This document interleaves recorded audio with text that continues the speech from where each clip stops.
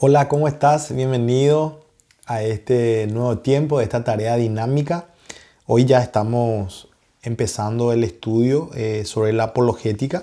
Vamos a mirar un poco la introducción, pero antes quiero invitarte, vamos a orar para que Dios nos guíe en estos minutos que vamos a tener de manera a hacer un repaso importante de lo que ya empezamos el domingo. Oramos. Señor, te damos gracias por permitirnos tener este estudio. Señor, gracias por la oportunidad de prepararnos, de poder, Señor, estar profundizando en tu palabra. También, Señor, en este estudio que nos va a permitir prepararnos, Señor, para este tiempo. Prepararnos nosotros, Señor, preparar a nuestros hijos y aún a los que nos rodean, Señor. Gracias quiero darte por cada uno de los que apartaron este tiempo, Señor, para hacer esta tarea. Y que también tú les puedas ayudar, Señor, y puedas seguir afirmando en ellos tu palabra. Te lo pedimos en el nombre de Jesús. Amén. Muy bien.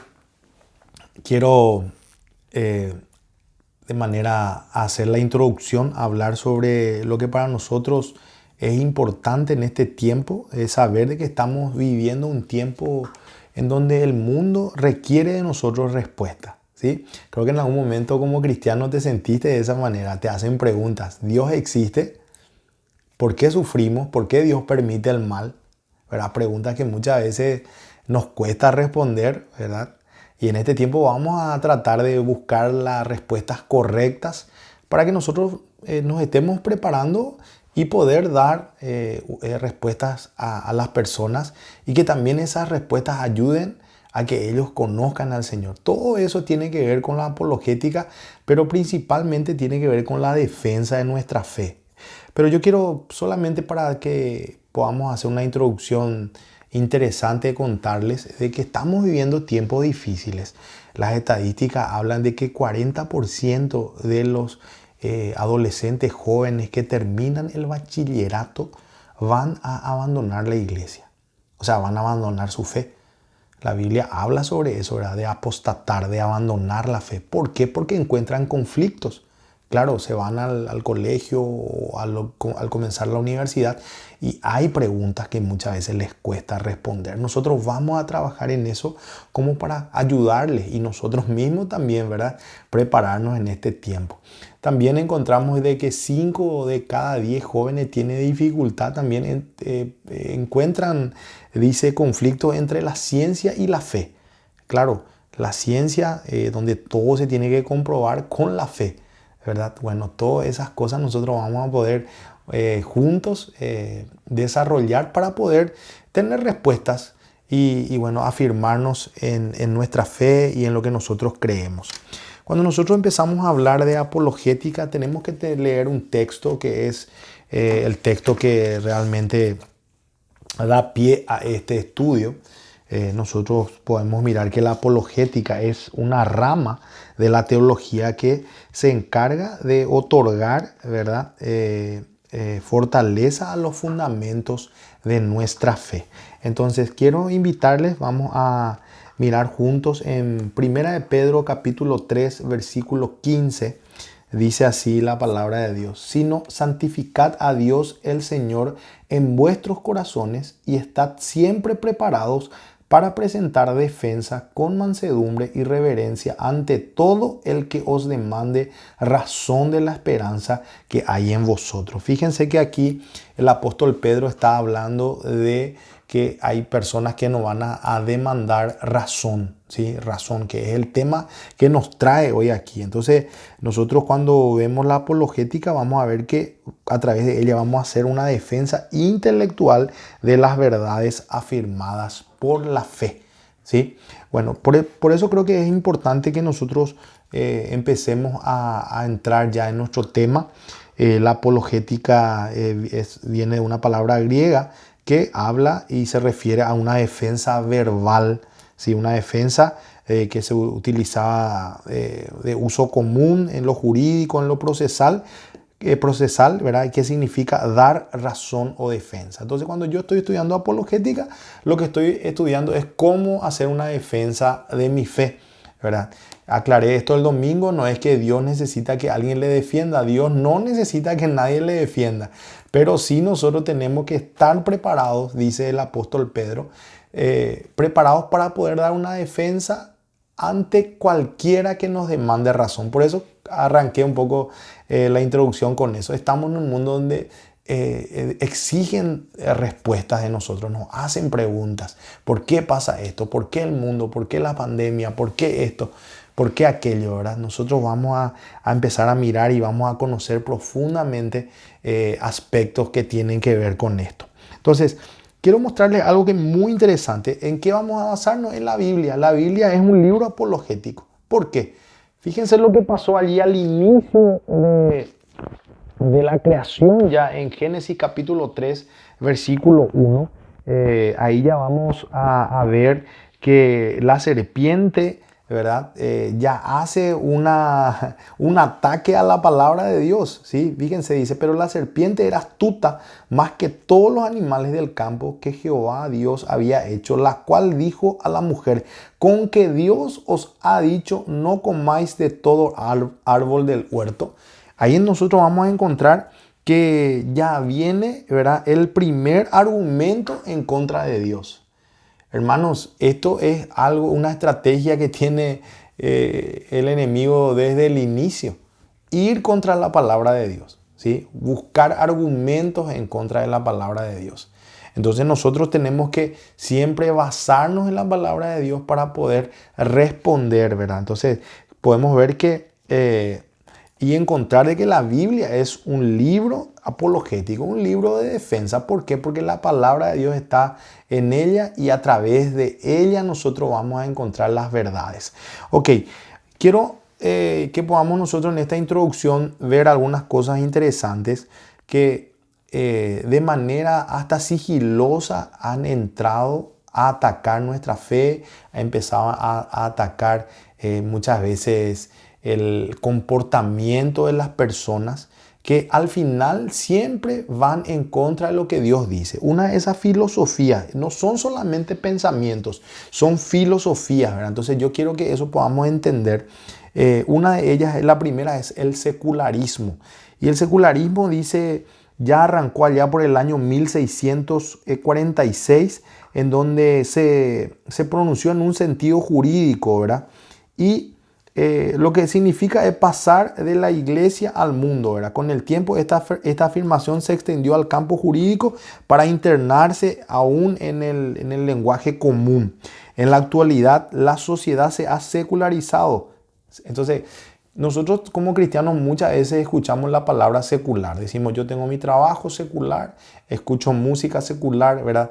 Entendemos que tiene que ver con el mundo, ¿sí? Entonces, pero para que nosotros podamos entender claramente, lo secular tiene que ver no solamente con eso, sino el pensamiento que nos lleva a nosotros a mirar solamente las cosas del mundo y no mirar las cosas que son eternas. Entonces, ahí está la primera filosofía que se introduce fuertemente dentro de la sociedad y muchas veces, queridos hermanos, afecta también a la iglesia.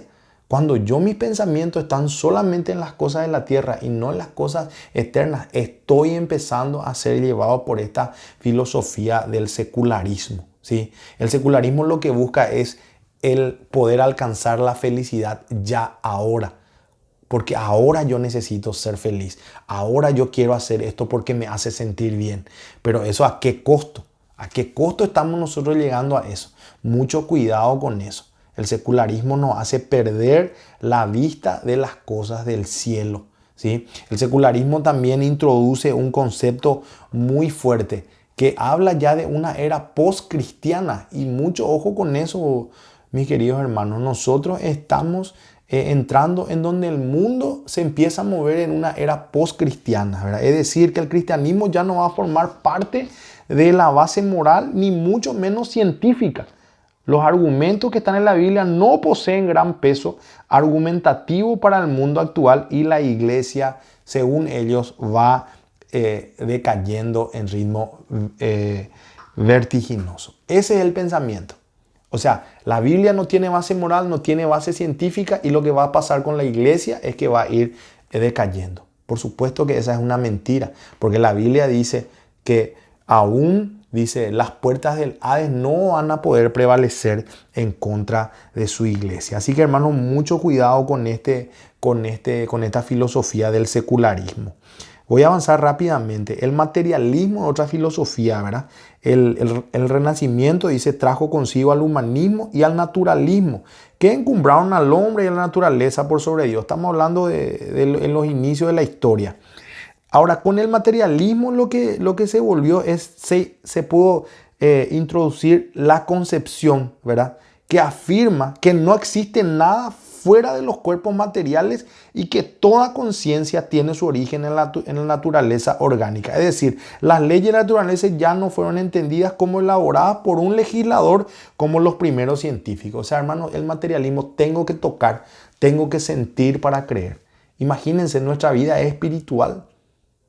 Hermanos, es muy delicado esto. Nosotros no podemos caer en esto y el mundo está en esto. Si yo no puedo tocar, no existe. La Biblia a nosotros nos habla de que las cosas que nosotros vemos son temporales y las cosas que no vemos son eternas. Imagínense, los pensamientos del Señor siempre estaban en la palabra y estos pensamientos, estas filosofías se levantan en contra del Señor.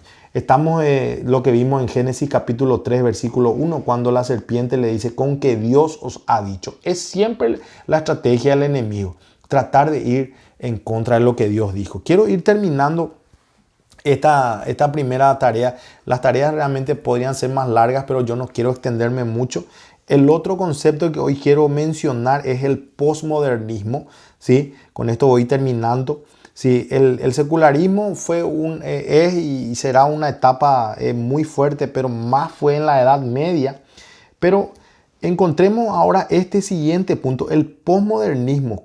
Dice, como cada época de la historia creó su sistema de pensamiento como reacción a la época anterior, los regímenes citados se caracterizaban por poseer ideologías totalizadoras, es decir, que podían explicar todo y lo que estaba en desacuerdo estaba equivocado y por ende debía ser oprimido. Este es un tema muy delicado. Yo creo que me escuche bien. El posmodernismo es una filosofía muy delicada. ¿Por qué? Porque se creó aparentemente con una buena intención. Hablando de las historias de las naciones que de repente subyugaron a otras naciones. Entonces el posmodernismo nació en ese sentido, que no haya más ni una idea totalizadora o una idea general. Entonces, ¿a dónde se quiso llevar? Que todos puedan opinar y que mi idea sea válida, tu idea sea válida, la de otra persona sea válida. Entonces, cada uno que haga lo que realmente quiere. Usted me va a decir, pero ¿cuál es el problema? El problema es que tanto una idea como una verdad, si cada uno tiene su verdad y cada uno tiene su idea, imagínense nosotros como cristianos que tenemos una verdad y tenemos que vivir en este sistema, en esta sociedad. Con eso sí vamos a tener que luchar. ¿Saben por qué? Porque nosotros tenemos una verdad, nosotros tenemos un camino que hemos asumido como la única verdad. Y vamos a encontrarnos con una sociedad que nos va a decir, pero ¿por qué vos tenés que imponerme una verdad? ¿Por qué vos tenés que imponerme que yo no me puedo casar con una persona de mi mismo sexo? Porque a nosotros la Biblia nos habla de eso. Pero vamos a encontrarnos con este gran conflicto. Entonces parece algo bueno el posmodernismo, pero yo les animo a que nosotros podamos entender. Su final es muy complicado para nosotros como cristianos. Y me preocupa mucho porque es un pensamiento, una filosofía que está corriendo entre los jóvenes. Cada uno tiene su verdad, cada uno tiene su filosofía. Déjale vivir su vida si él eligió eso.